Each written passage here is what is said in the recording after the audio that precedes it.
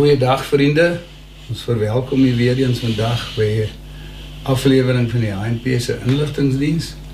Ons verwelkom meneer Andries Breitenbach hier, wat vir ons help die manifest opstel het. Ons het al reeds verlede keer gepraat van die manifest. Hoekom die manifest? Om die HNP se standpunt duidelik te stel. Andries gaan vir ons kortliks die manifest voorhou, en dan gaan ons miskien 'n vraag of twee agterna hê vir hom. Baie welkom Andries, ons aandag oor aan jou. Baie dankie. Ja vriende, die HNP erken die oppergesag van God, die God van die Bybel, die drie-enige God. En dit is 'n ander God as dit wat in die grondwet ek praat van die huidige grondwet van die land staan, waar sê dat God seën die mense van hierdie land. Want vir hulle beteken dit eintlik maar enige oppergesag. Vir die moslim is dit sy God, vir die hindoe sy God en so aan. Maar ons stel dit duidelik dat wat ons betref is dit die God van die Bybel, soos hy hom in sy woord aan ons geopenbaar het. Nou, ons standpunt is dat ons kan nie 'n eed van getrouheid aflê aan 'n regering en 'n grondwet wat die God van die Bybel en sy oppergesag misken en ontken nie. Ons sien die Bybelse opdrag om nie in dieselfde juk as die gelowiges te trek nie, as 'n opdrag wat ons ernstig opneem. En dit is dan ook uit beginsel uit een van die redes waarom sy nie aan hierdie verkiesing deelneem nie. Jy weet, die verkiesing is anders as 'n referendum. In 'n referendum kan jy vir of teen 'n saak stem. In 'n verkiesing stem jy net vir een of ander party.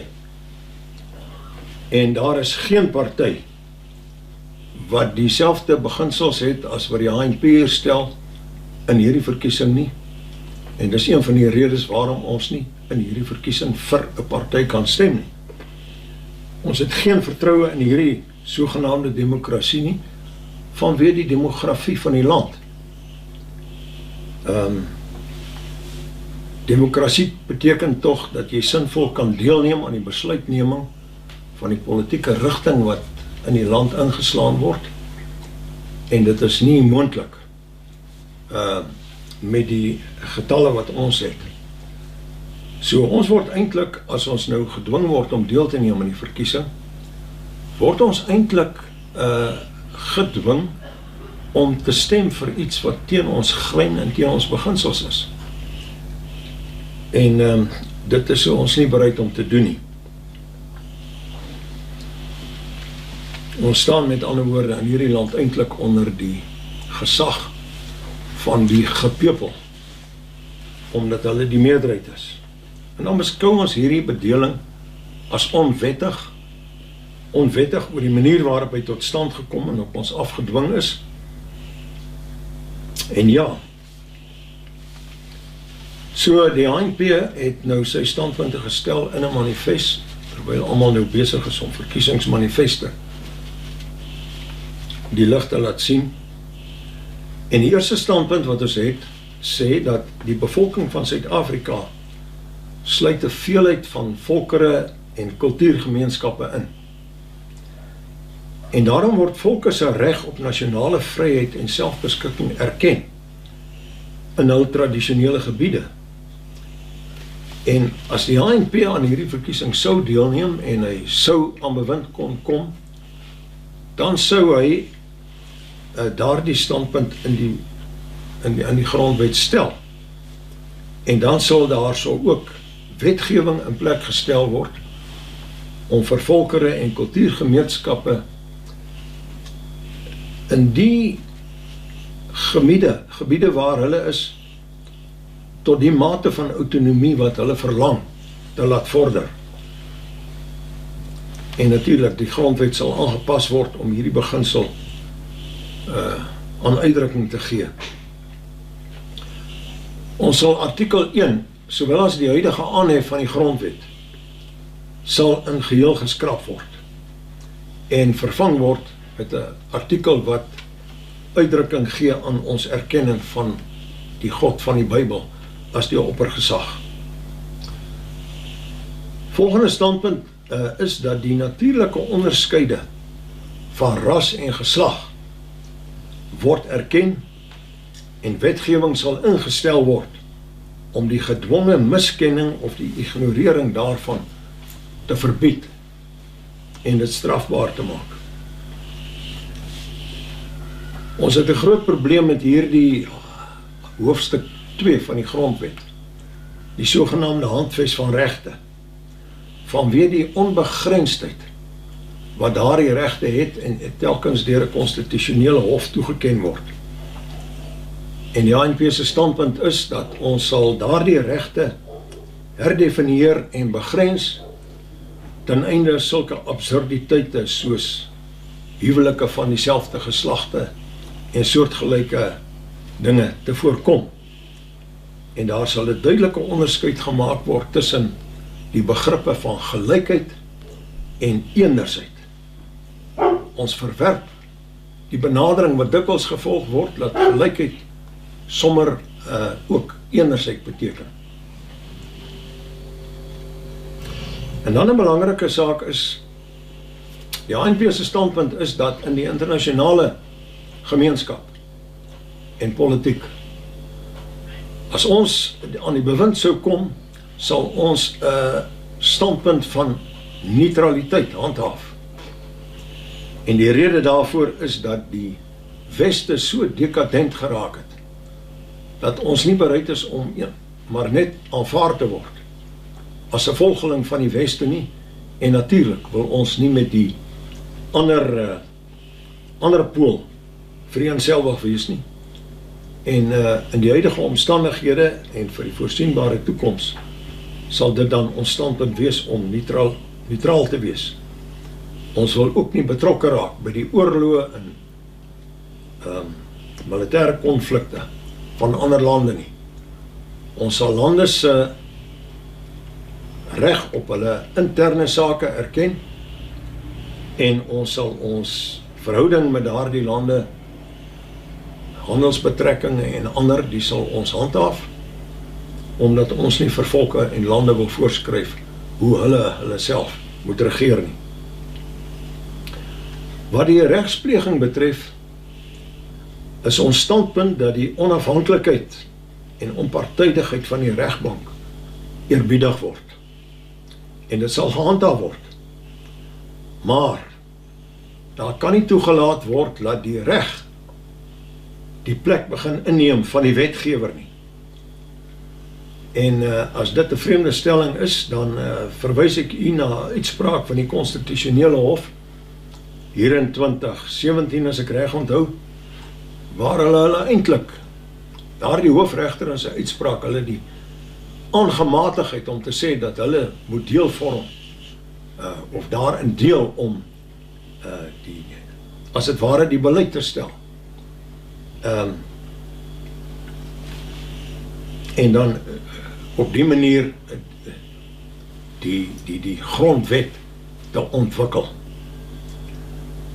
Tweede standpunt in verband met die regspleging is dat ons wetgewing daaraan sal stel om 'n einde te maak aan die misbruik en die manipulering van die reg, en dit ten koste van die belastingbetaler en die slagoffers van misdaad.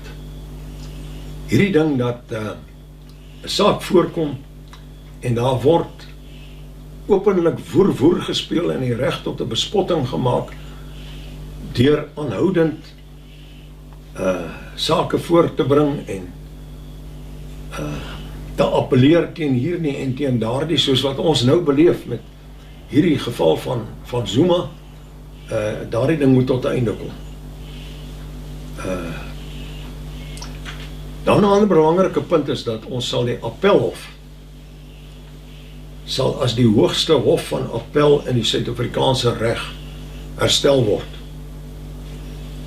Die konstitusionele hof sal tot niet gemaak word en konstitusionele sake sal gewoon deur die Hooggeregshof hanteer word. Dan sal ons ook sterker maatreëls daar stel om jeugmisdadigers vas te vat en die misbruik van minderjariges om misdade te pleeg, te beëindig. Ons vind dikwels met inbrake en selfs hierdie plaasaanvalle en dinge, dat 'n jong lede van daardie aanvallers, hulle gebruik kinders, hulle gebruik minderjariges om misdade te pleeg, by plekke in te breek en die soort van ding. En dan dink hulle kan skotvry wegkom daarmee, want jy kan nie 'n kind vat wat misdaad pleeg nie. En die wyse waarop dit vandag hanteer word is eenvoudig net nie aanvaarbaar nie. Die HNP se standpunt is ook dat die doodstraf heringestel sal word vir ernstige misdade soos hoogverraad, moord, verkrachting en terrorisme. En dan wil ons bysê dat tot tyd en wyl misdaad in Suid-Afrika tot aanvaarbare vlakke gedaal het, sal 'n beleid van geen toleransie gevolg word. En ernstige misdade soos brandstigting, beskadiging en vernietiging van of belemmering van die gebruik van infrastruktuur, dwelmhandel, dit sal met uiterste strawwe strafbaar wees en dit sal die doodstraf kan insluit. Hierdie ding dat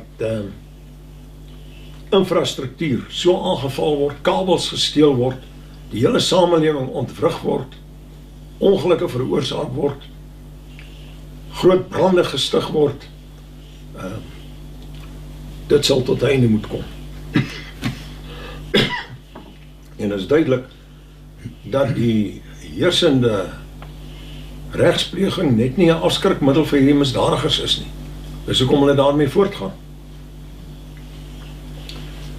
En dan sal gevonnisde gevangenes sal tydens hulle gevangenskap bepaalde arbeid moet verrig as 'n deel van hulle straf en rehabilitasie, in plaas daarvan dat hulle in die tronke leeg lê. O, mense het gesê ledigheid is die duiwel se oorkusse. En dit is nog steeds waar. Ja. Ons standpunt is dat die burger se reg om hulle lewens en eiendom met die middele tot hulle beskikking te beskerm, sal sonder vrees vir vervolging beskerm word.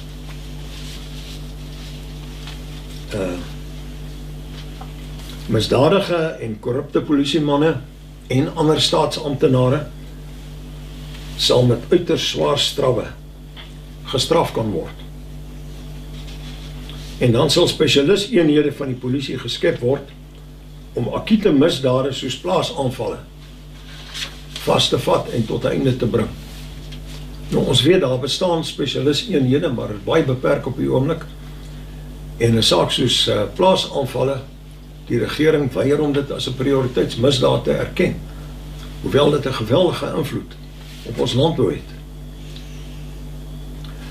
Wat sosiale verhoudinge en transformasie betref, is ons standpunt dat alle wette wat ras en bevolkingsverhouding as 'n norm stel vir die in- of die uitsluiting van enige ekonomiese of sosiale of ander voordele, dit sal hersien word en sodanige norme sal geskraap word. En ek verwys hier na wette soos die Affirmative Action, ek verwys na praktyke soos om studente te benadeel wat inskryf vir vakke soos medies en ander vakke, waar daar geweldige diskriminasie plaasvind teen blankes wat baie hoër moet presteer op skool as nie blankes om toelating tot sulke kursusse te kry. En dan sal alle amptelike transformasieprogramme wat tans aan die gang is, programme en projekte en aksies, dit sal beëindig word en daar sal nie weer verder sulke goed toegelaat word nie. So hierdie transformasie sal tot einde gebring word. En dan 'n belangrike een is dat die propagandistiese verwysings na sogenaamde onregte van die verlede, wat omtrent in elke wet voorkom, en soortgelyke uitdrukkings, wat in doel het om die Afrikaner volk in die beskuldigde bank te plaas, en te sê dat ons hele verlede is 'n verlede van ongeregtigheid. Dit sal uit amptelike dokumente verwyder en dit sal as haatspraak geklassifiseer word.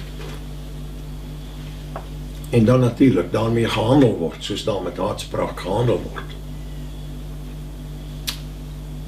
Verder die propagering en die bevordering van hierdie, wat noem jy dit, LBGT kultuur, Ja. sal deur wetgewing verbied word en dit sal strafbaar wees. Verder sal aborsies in Suid-Afrika, behalwe om gegronde mediese redes, sal onwettig verklaar word. Wat die publieke administrasie betref, kan ons sê dat duur en oortollige staats- en ander strukture wat sedert 1994 daar gestel is, en ek verwys hier na 'n ding soos die Suid-Afrikaanse Menseregte Kommissie en daar is sogenaamde Taalkommissie en andere, dit sal afgeskaf word. En ons sal die historiese provinsies van Suid-Afrika wat ons geken het, naamlik Transvaal, die Oranje Vrystaat, die Kaap en Natal, dit sal weer herstel word. Hierdie klomp regerings met hulle verskriklike uitgawes is onnodig en sal tot einde gebring word. En die strukture wat, die administratiewe strukture wat nodig is om die dienste te lewer, wat gelewer moet word, dit sal op die vlakke waar dit die doeltreffendste kan functioneer, sal dit gevestig word. Die kabinet sal uit hoogstens 24 lede bestaan. Ek dink 'n belangrike saak is dat private eiendomsreg sal gewaarborg en verskans word. En dit beteken dat grondeise sal gestaak word, wetgewing om dit moontlik te maak sal teruggetrek word, en al hierdie sogenaamde restitusieliggame sal ontbind word, en alle onafgehandelde grondeise sal nietig verklaar word. En dan sal ons kragtens die grondwet wat ons daar sal stel, volks- of kultuur-eie nedersettings wat wisselende vlakke van autonomie sal geniet, hulle sal wetlike erkenning en beskerming geniet. En dan natuurlik, immigrasie sal streng beheer word en onwettige immigrante sal gedeporteer word.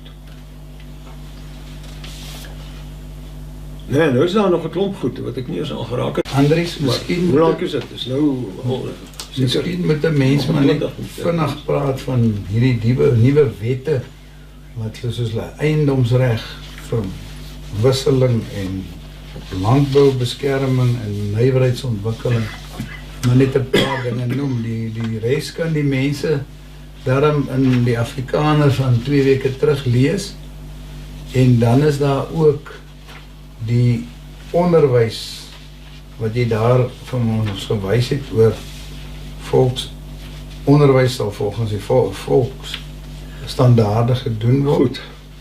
En miskien net so 'n opsomming van daai laaste paar wat die mense wel kan lees op die Facebookblad ook van die Afrikaner. Ek dink terwyl hierdie Bela wet nou so in die nuus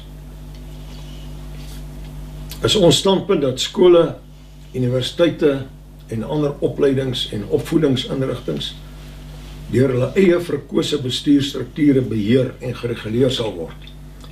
En daardie beheer sal geplaas word so na aan die ouers as moontlik. Die staat sal nie die finale seggenskap oor daardie sake hê nie. Met ander woorde, as hierdie Bela wet goedgekeur word, sal hy eenvoudig se muur geskraap word. Dis goed. Wat landbou betref, En ja, 'n soortgelyke houding is ten opsigte van medies en gesondheid. Hierdie nasionale gesondheidsversekering ding wat hulle nou wil deurvoer, as die ANC aan bewind sou kom en daardie ding sou wet word, en ek verstaan Zuma, of ten minste wat is Ramaphosa teken om môre, ons sal daardie soort wet eenvoudig in sy geheel nietig verklaar, skrap. Wat betref die landbou, en ek dink dis belangrik, die kommersiële landbou word deur ons erken as een van die hoekstene van 'n ekonomie.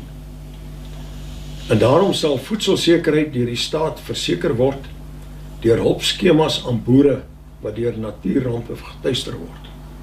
Hulle by te staan sodat hulle kan voortgaan met boer en nie van hulle plase afgedwing word nie. Biosekuriteit sal streng toegepas word sodat Afrikaner boere ongehinderd kan produseer vir plaaslike, maar ook vir internasionale markte.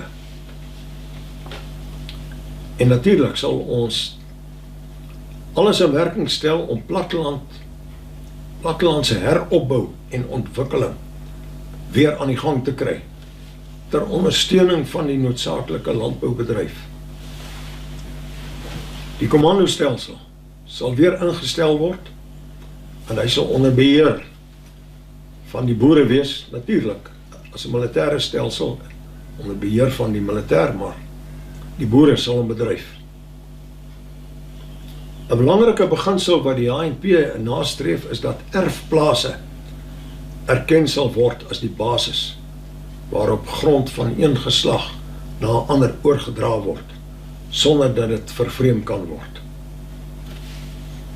Wat nywerheidsvestiging betref, is ons standpunt dat ons alles in die werking moet stel om nywerhede plaaslik gevestig te kry,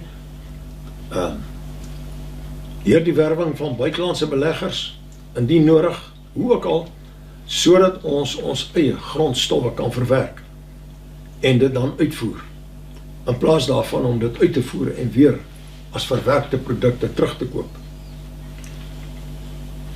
Hierdie nikszeggende welsynstoelaas, soos die COVID-19 toelaas, sal onmiddellik gestaak word. En kindertoelaas sal slegs binne 'n volledige natuurlike gesinsverband uitbetaal word. Met ander woorde, waar die vader bekend en teenwoordig is, met sy natuurlik nog lewe. Wat ons taal en kultuur betref, sal Afrikaans weer op alle vlakke in die openbare en die private sektor erken word, en in bepaalde gebiede, hierdie kultuur eie gebiede, sal Afrikaans as die enigste omgangstaal geld. En dit sal ons ook aan die ander volke in hierdie land gun wat dit verlang, sodat inheemse tale erken sal word in die tradisionele vestigingsgebiede van daardie betrokke volke en stamme. En hierdie klomp plekname wat na 1994 verander is, in ons tradisionele gebiede, sal terug verander word na hulle vorige name. Ek dink daarmee wil ons volstaan vir die huidige. Baie dankie Andries, ek dink dit is 'n goeie werk, die manifest wat die ANC opgestel het. Dankie vir jou deelname daaraan, moeite wat jy gedoen het. Ons het nou reeds genoem dat dit verskyn in die Afrikaner Facebookblad, en ook 2 weke terug is dit gepubliseer in die Afrikaner. Ons wil dit dan graag op 'n video sit, en ons sê vir jou baie dankie daarvoor. Ons het voor dit waardering, want jy is nog steeds lid van die beplanningskomitee en baie betrokke by ons by die ANC. Dankie. Dankie Frans.